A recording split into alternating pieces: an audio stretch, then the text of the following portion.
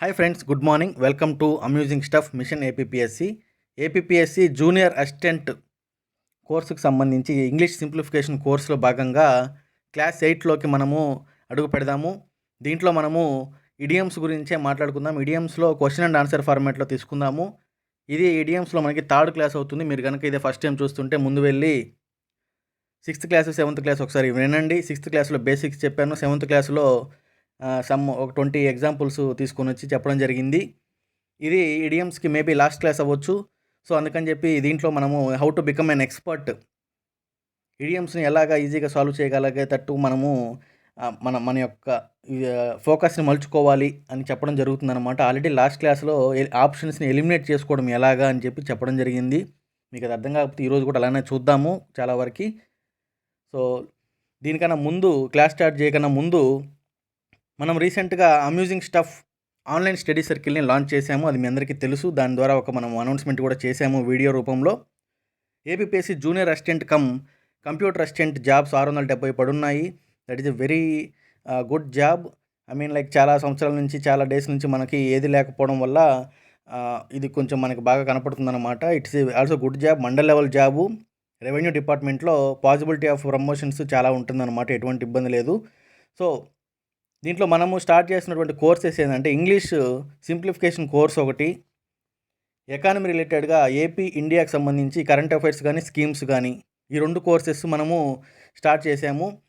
దీంట్లో భాగంగా మనం ఇక్కడ స్క్రీన్ మీద చూసుకుంటే unit wise video classes, notes compilation కానీ, అడిషనల్ ప్రాక్టీస్ క్వశ్చన్స్, ఎగ్జాంపుల్స్ ఇప్పుడు మీకు ఇస్తున్నటువంటి ఈ క్లాస్లో కాకుండా ఇంకా ఎక్స్ట్రా ఎగ్జాంపుల్స్ యాడ్ చేసి ఇంకొంచెం వాల్యూ యాడెడ్ మెటీరియల్ని మీకు అందిస్తాం అనమాట. ఆ మెటీరియల్ని కూడా పీడిఎఫ్ రూపంలో కాకుండా ప్రింట్ తీసి మీ యొక్క పోస్టల్ ద్వారా మీ ఇంటికి పంపిస్తాము. యూనిట్ వైజ్ టెస్ట్ సిరీస్, అంటే వీక్ ఒకసారి టెస్ట్ సిరీస్ ఓన్లీ మెంబర్స్కే కండక్ట్ చేయడం జరుగుతుంది. దాని తర్వాత లైవ్ ఇంటరాక్షన్ జరుగుతుంది. So 1-to-1 how to increase methods, like individual doubts clarification కానీ, ఎలాగ మీరు ఏదన్నా టాపిక్లో వీక్గా ఉన్నప్పుడు ఎగ్జామ్ రాసిన తర్వాత దాన్ని మీరు డౌట్ అడిగితే దాంట్లో ఎలాగ మీరు సపరేట్గా సాల్వ్ చేసుకోవాలి, ఎలా ఇంప్రూవ్ చేసుకోవాలి, ఎలా ప్రాక్టీస్ చేయాలి ఎక్కువ అని చెప్పడం కానీ దాని గురించి ఉంటుందన్నమాట. సో అలానే ఎకానమీ రిలేటెడ్గా ఏపీ రిలేటెడ్ టాపిక్స్కి మోర్ ఇంపార్టెన్స్ ఇవ్వడం జరుగుతుంది. మొత్తం సిలబస్ అయిపోయిన తర్వాత 5 grand tests in English and 5 grand tests in economy ఖచ్చితంగా పెడతాము. దానికి సంబంధించి చాలా వర్కౌట్ ఆల్రెడీ ఇప్పటి నుంచే స్టార్ట్ చేస్తున్నాము. సో ఇంకా రానున్న కరెంట్ అఫైర్స్ అన్ని యాడ్ చేసి దానికి ఇది చేస్తాము. సో ఆల్రెడీ కొంతమంది జాయిన్ అయ్యారు. సో మీరు కనుక ఆల్రెడీ చూసి ఆలోచిస్తూ ఉన్న వాళ్ళు కనుక ఉంటే ఖచ్చితంగా ఈరోజు కన్సల్ట్ అవ్వండి. కాంటాక్ట్ దిస్ నెంబర్స్ 9441541828 కానీ, ఈ పక్కన నెంబర్ కానీ. కోర్స్ ఫీజు వచ్చి 1300 మాత్రమే, కేవలం 1300. దీంట్లో ప్రింట్ తీసి పంపించడం కోసం కొంచెం ఎక్కువ రేట్ పెట్టడం జరిగింది. అది ఎక్కువేం కాదు. సో మనకి ఇంగ్లీష్ 75 మార్క్స్ ఉంది. అలానే ఎకానమీ రిలేటెడ్గా ఒక 10-15 మార్క్స్ ఉన్నాయి. సో దాదాపుగా 90 మార్క్స్కి, 300లో 90 మార్క్స్కి ఇది ఒక కోర్సు కాబట్టి ఇది ఒక ప్రతిష్టాత్మకమైనటువంటి కోర్సు. సో ఆలోచించండి. మీ ఫ్రెండ్స్ ఎవరైనా ఉంటే వాళ్ళందరికీ కూడా దీని గురించి చెప్పండి. Amusing stuff online study circle గురించి చెప్పండి. సో మనము క్లాస్లోకి వెళ్ళిపోతే, to turn over a new leaf. First idiom to turn over a new leaf. ఇక్కడ మనకేమర్థమవుతుంది?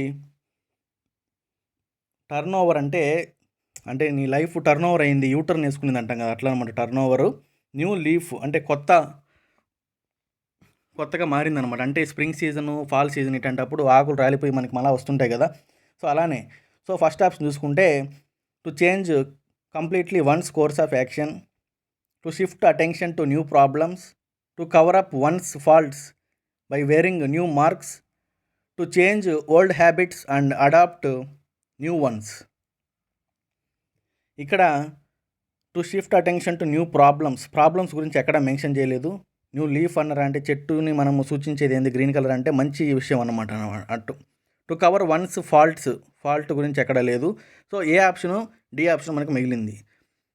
కోర్స్ ఆఫ్ యాక్షన్ అనేది మనకి ఎక్కడ మెన్షన్ చేయలేదన్నమాట.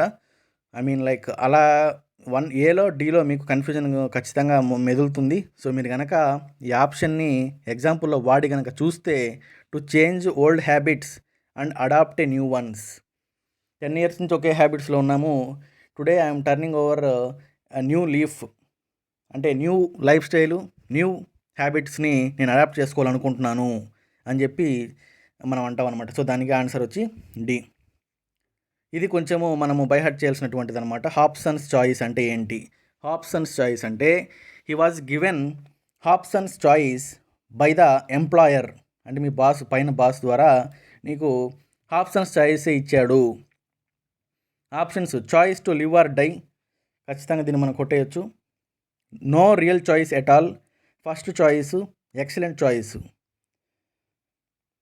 దీని ఎలిమినేషన్ పద్ధతిలో కొంచెం కష్టం కాబట్టి దీనికి ఆన్సర్ వచ్చి B, no real choice at all. అంటే అతనేం చెప్తాడు, నీకు 2 ఆప్షన్స్ ఉన్నాయి, నువ్వు ఏది కావాలంటే సెలెక్ట్ చేసుకొని. కానీ అఫీషియల్గా కనుక చూస్తే నీకు అసలు ఆప్షన్ ఇన్నట్టుగానే ఉంటుంది అనమాట. No real choice at all. అది అసలు రియల్ చాయిస్లే కాదు అవి. ఆయన దృష్టిలో మాత్రం నీకు చాయిస్ ఇచ్చానని చెప్పుకుంటుంటాడు అనమాట గొప్పగా. థర్డ్ క్వశ్చన్ మనం చూసుకుంటే to snap one's fingers, to snap one's fingers, to speak abruptly, to accept immediately, to grasp eagerly, to become contemptuous of. To become contemptuous of. To speak abruptly అంటే ఇష్టం వచ్చినట్టుగా మధ్య మధ్యలో గోలగోల మాట్లాడడము, దానికి స్నాప్ వన్స్ ఫింగర్స్కి సంబంధం లేదు. టు యాక్సెప్ట్ ఇమీడియట్లీ అంటే ఎవరైనా మాట్లాడుతున్నప్పుడు నేను ఇటు కొడితే నాకంతా ఎక్కేసింది అన్నట్టుగా మనం ఎక్కడైనా చూసామా? లేదు. సో అది కూడా wrong. To grasp eagerly, to become contemptuous of. దీనికి ఆన్సర్ వచ్చేసి fourth option, to become contemptuous of. To become contemptuous of. Fourth question మనం చూసుకుంటే to take people by storm. To take people by storm అంటే storm అనేది మనకి చెప్పొస్తుందా? ఒక్కసారి సడన్గా వస్తుంది కదా, దాన్ని ఏమంటారు?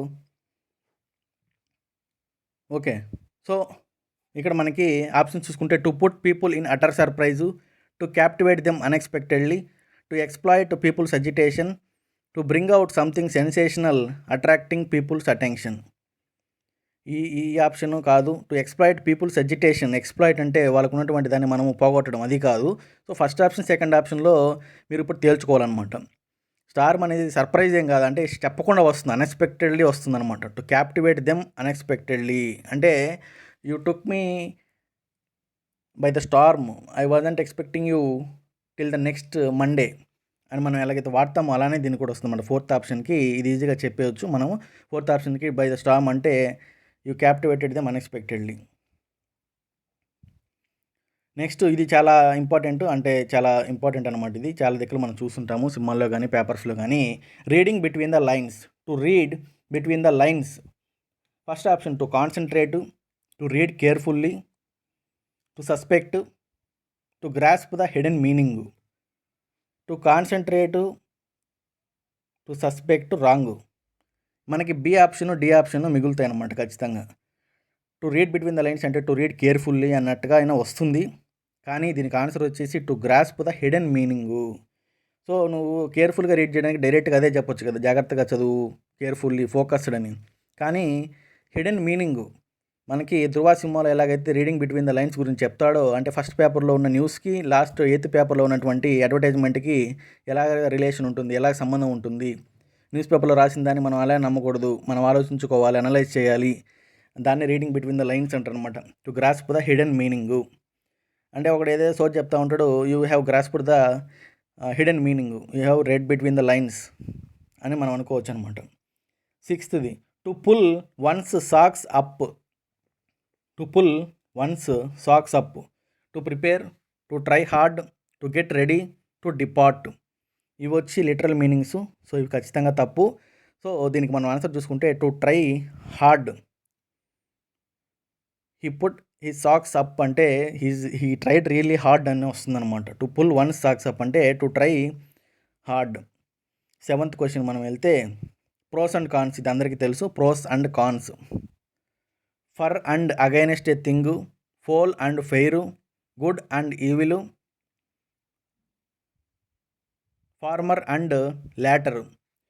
ఫార్మరు, లేటర్ అంటే ముందుది వెనకదని కాదు. గుడ్ అండ్ ఈవిల్ మరీ అంత భయము అంటే దేవుడు దెయ్యము అన్నట్టుగా అయితే కాదు అది. ఫోల్ అండ్ ఫెయిర్ అది కూడా కాదు. సో మనకి ఇక్కడ right answer foul and fair అంటే ఏంటంటే కాన్స్ అంటే ఫెయిర్ ఎలా అవుతుంది? సో సో ఖచ్చితంగా దాన్ని మనం కొట్టేయచ్చు. For and against a thing అంటే ఏదన్నా ఒక దాని గురించి, అంటే ఏదన్నా ఇప్పుడు మన మన కోర్సే తీసుకోవాలనుకుంటున్నాం, దానికి ప్రోస్ అండ్ కాన్స్, ప్రోస్ ఏంటి, కాన్స్ ఏంటి, మనకి బెనిఫిట్స్ ఏంటి, ఇలాంటివి మనం ఆలోచించుకోవాలన్నమాట. డిసడ్వాంటేజెస్ ఏంటి, అది మనకి ఆలోచించుకొని ఎక్కువ ప్రోస్ కనుక ఉంటే దాన్ని మనం జాయిన్ అవుతాం, దాన్ని మా డెసిషన్ మనం తీసుకుంటాం, ఏదైనా అంతే అనమాట. ప్రోస్ అండ్ కాన్స్ అంటే మీ అందరికీ ఆల్రెడీ తెలుసు. For and against a thing, a thing అనేది ఒక డెసిషన్ అయి ఉండొచ్చు అనమాట. ఆ డెసిషన్కి ఫర్ అంటే ప్రోలో ఉంటావు, అగైనెస్ట్ కాన్లో ఉంటావు అనమాట. Next 8th pull strings.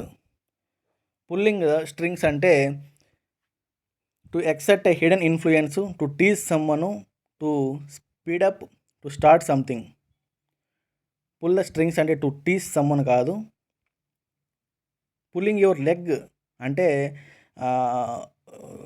Picking up on you. Pulling your leg అంటే టు టీజ్ సమ్మన్ వస్తుంది. టు స్పీడప్ కూడా కాదు. దీనికి రైట్ ఆన్సర్ వచ్చేసి టు ఎక్సెప్ట్ హిడెన్ ఇన్ఫ్లుయెన్స్. అంటే you have I need to pull some strings to get that job. అంటే వాళ్ళకి మనము హిడెన్ ఇన్ఫ్లుయెన్స్ అంటే వాళ్ళకు కూడా తెలియదు మనం వాళ్ళని ఎట్లా ఇన్ఫ్లుయెన్స్ చేయగలుగుతాము, వాళ్ళని వీళ్ళని పట్టుకొని అంటే మనకు ఎవరికి తెలియకుండా లోపల లోపల ఇన్ఫ్లుయెన్స్ చేసి మనం జాబ్ సంపాదించుకుంటాం అనుకోండి, ఏదన్నా ఒక అట్లా అనమాట. ఏదైనా రికమెండేషన్లోనే హిడెన్ రికమెండేషన్ అనమాట, హిడెన్ ఇన్ఫ్లుయెన్స్ అందరికీ కనపడకుండా ఉండేదన్నమాట. 9th question to break the ice. To break the ice అంటే to start quarrelling, to end the hostility, to start to conversation, to end up partnership. Breaking the ice అంటే to end up partnership కాదు, to start quarrelling కాదు, కొట్టుకునే దానికి సంబంధం లేదు, to end hostility కూడా కాదు. హాస్టిలిటీ అంటే మనకి ఎవరన్నా ఆతిథ్యం ఇస్తున్నట్టుగా అనమాట, దాన్ని ఎండ్ చేయడం అయితే కాదు. టు బ్రేక్ ద ఐస్ అంటే మీరు కనుక ఏదైనా సినిమాలో కానీ సిరీస్లు కనుక ఏదైనా 1-2 చూస్తుంటే దాంట్లో వచ్చి ఉండేదానికి అవకాశం ఉంది. సో టు స్టార్ట్ కాన్వర్జేషన్ దీనికి ఆన్సర్. ఎందుకంటే ఏదైనా గమ్ము కూర్చో ఉంటారు, అందరూ ప్రశాంతంగా గమ్ముగా ఉంటారు, మాట్లాడాల్సిన టైం మాట్లాడాల్సిన అవసరం ఉంది కానీ ఎవరు మాట్లాడకుండా గమ్ముగా ఉంటారు. అప్పుడు ఏం చెప్తారంటే ఐఎమ్ బ్రేకింగ్ ద ఐస్ అని చెప్పి స్టార్ట్ చేస్తారు అనమాట కాన్వర్జేషన్. అంటే ఈ బ్రేకింగ్ ద సైలెన్స్ లాగా అనమాట ఇది, ఐఎమ్ బ్రేకింగ్ ద ఐస్ అన్నట్టుగా.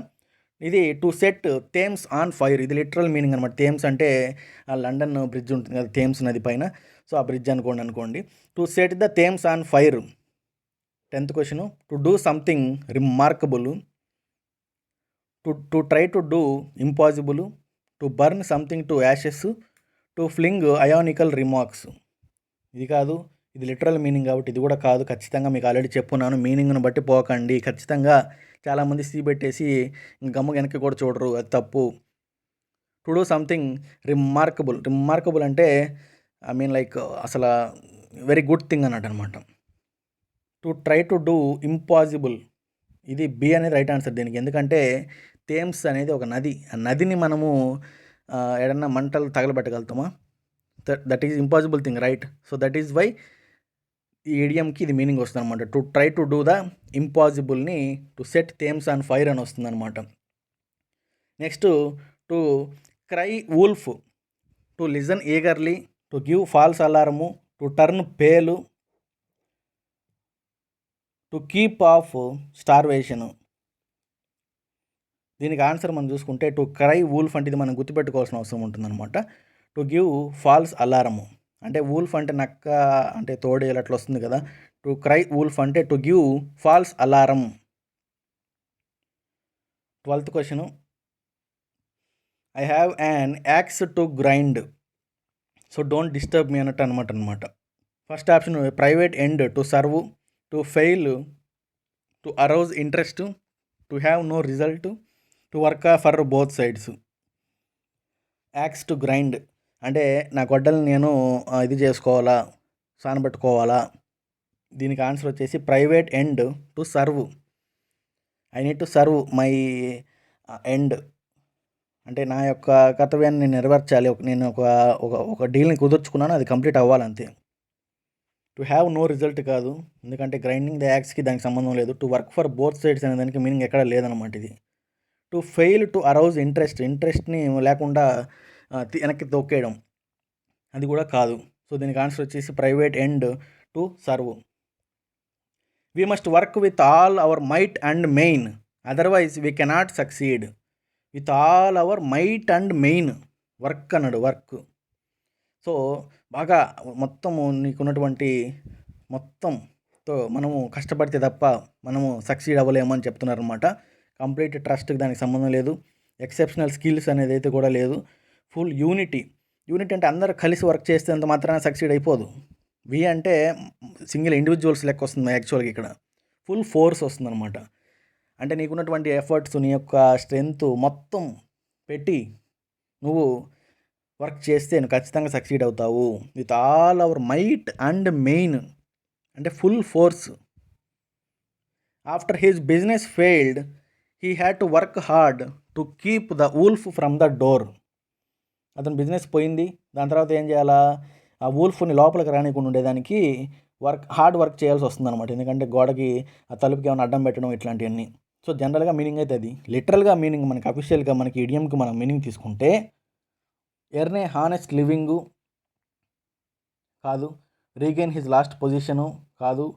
అంటే లాస్ట్ పొజిషన్ పోయేదానికోసము దాని అట్లా వర్క్ హార్డ్ చేయాలన్నా. టు డిఫెండ్ ఫ్రమ్ ఎనిమీస్కి దానికి సంబంధం లేదు. దీనికి వచ్చి మీనింగ్ వచ్చేసి to keep away from extreme poverty. After his business failed he had to work hard to keep away from extreme poverty. కంప్లీట్గా నాశనం అయిపోయాడు అన్నట్టుగా అవ్వకుండా ఉండేదానికి అతను చాలా కష్టపడాల్సి వస్తుందన్నమాట. నెక్స్ట్ 15వ క్వశ్చన్ చూసుకుంటే politicians enjoy blowing their own trumpets. Trumpet అంటే మీ అందరికీ తెలుసు. Politicians enjoy blowing own trumpets అంటే ఫస్ట్ ఆప్షన్ తప్పు. ఓన్ ట్రంపెట్ కాదు. To blow they trumpet loudly. Loud అనే గురించి మనకి ఎక్కడా మెన్షన్ చేయలేదు. To praise others trumpeting. Others అంటే మిగతా వాళ్ళు ట్రంపెట్ వాయించే దాన్ని వీళ్ళు పొగుడతారా? ఏదైనా మీనింగ్ ఉందా కరెక్ట్? అసలు దానికి ఏమైనా ఉందా? సో దీనికి ఆన్సర్ వచ్చేసి D, to boast about their achievements. అంటే డబ్బా కొట్టుకుంటున్నాడు అంటాం కదా, సెల్ఫ్ డబ్బా, అట్లనే to boast about their achievements. Boast blowing their own trumpet అంటే వాళ్ళ అచీవ్మెంట్ గురించి వాళ్ళే గొప్పలు చెప్పుకోవడం అనమాట. The project advanced by leaps and bounds. ఇది టు క్రై వుల్ఫ్ లాగానే ఇది మీరు డైరెక్ట్గా బైహర్ట్ చేయాల్సిన అవసరం ఉంటుందన్నమాట. దీనికి ఆన్సర్ వచ్చేసి మనం చూసుకుంటే rapidly. The project advanced rapidly.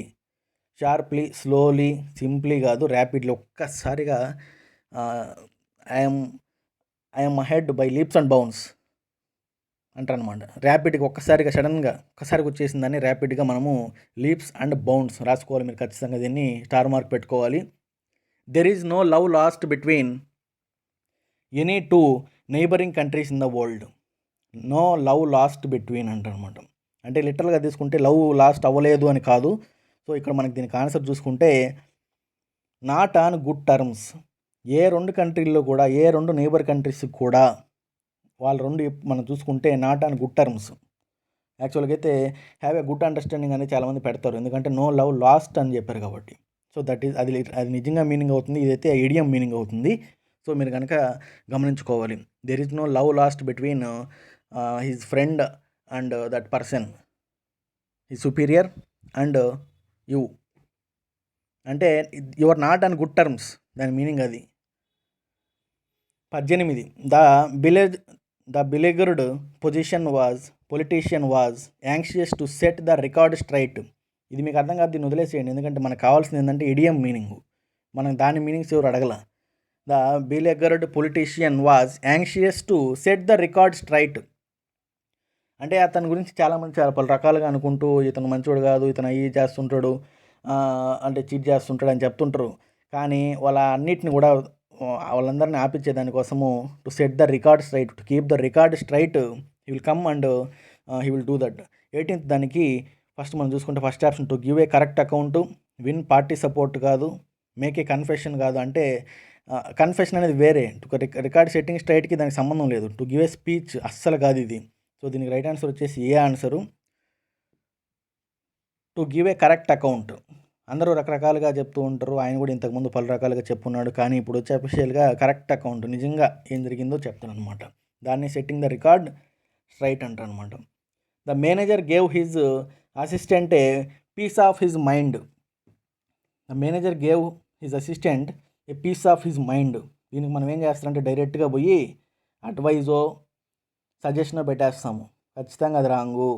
ఇక్కడే మీరు పప్పులో కాలేసినట్టు అవుతుందన్నమాట. మీకు చాలాసార్లు ప్రతిసారి చెప్తూనే ఉన్నాను, డైరెక్ట్ మీనింగ్ పెట్టకండి, మీరు కన్ఫ్యూజ్ అవుతారు, మీరు బ్లండర్ చేస్తారు. The manager gave his assistant a piece of his mind అంటే స్కోల్డింగ్. మీకు వింతగా అనిపించవచ్చు, కానీ వాడేదో ఇష్టం వచ్చినట్టు చేస్తున్నాడు.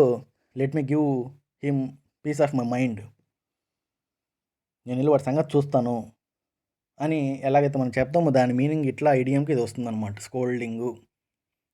Next last question 20. I am sure the girls will fight tooth and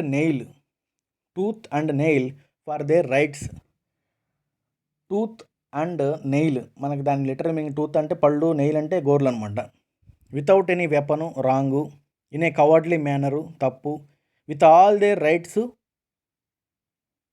with all their might. Rights అనేది కాదు, దీనికి రైట్ ఆన్సర్ వచ్చేసి విత్ ఆల్ దేర్ మైట్. అంటే ఇందాక మనం ఆల్రెడీ చూసాం, with all their power, with all their hard work, with all their efforts అన్నట్టుగా. So ఇక్కడ కూడా టూత్ అండ్ నెయిల్ అంటే ఫైటింగ్ టూత్ అండ్ నెయిల్.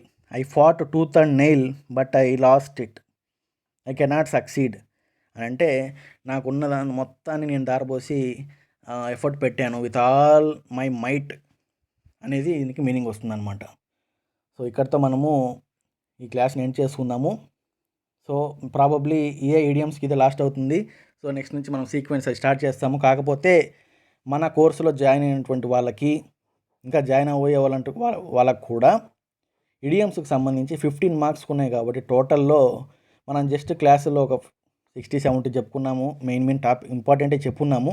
కాకపోతే రిస్క్ తీసుకోవడం ఎందుకు, ఇంకా ఎక్కువ ప్రాక్టీస్ క్వశ్చన్స్ మీకు పంపిద్దాము అనే ఉద్దేశంతో టాప్ ఎస్ఎస్సి, సిజిఎల్, సిహెచ్ఎస్ఎల్, ఇంకా బ్యాంకు సంబంధించి ఏమన్నా ప్రీవియస్ క్వశ్చన్స్ అవన్నీ కూడా సేకరించి ఒక 200, 300 ఇంపార్టెంట్ క్వశ్చన్స్ని, ఇంపార్టెంట్ ఇడియమ్స్ని విత్ ఎక్స్ప్లెనేషన్ మీకు పంపించడం జరుగుతుంది మీ పోస్టల్ అడ్రస్కి.